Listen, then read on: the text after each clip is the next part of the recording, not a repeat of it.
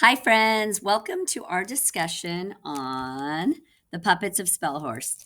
This chapter book is a fairy tale, and we've been reading it and discussing it and talking about vocabulary words that we like. We're even going to, this was from chapter 10. Today we're on chapter 11, but I'm even going to have my students pick their favorite character from the book so far.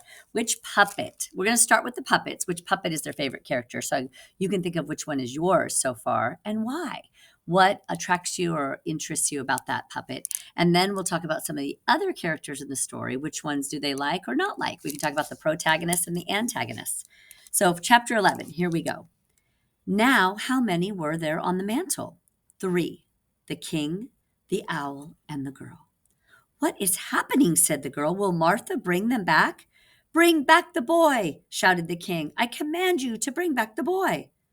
And the wolf, said the girl. Don't forget the wolf. What about her? Said the king. We want her to come back too, said the girl. Yes, said the king, of course. And then in his most kingly voice, he said, Bring back the wolf immediately. Good things come to those who wait, said the owl. His voice was muffled. He was lying on his beak. Kings are not good at waiting, said the king. The girl missed the boy, and she missed the wolf.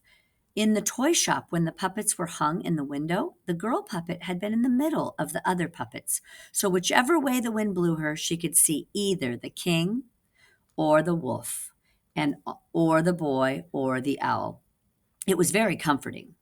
Now the girl puppet sat on the mantel and stared straight ahead. She could not see the king or the owl. She did not know where the boy and the wolf were. She felt inside of her a terrible emptiness. So when we look at the picture here, we can see this is the mantle, which we've talked about, and we see her just staring straight ahead. It's really sad.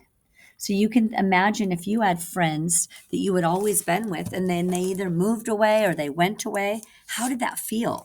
She has an emptiness inside of her heart and she can't even turn to see because, of course, she's a puppet. All right. We will talk more when we get to chapter 12. Thank you for listening to My Reading Teacher. Please give us a like.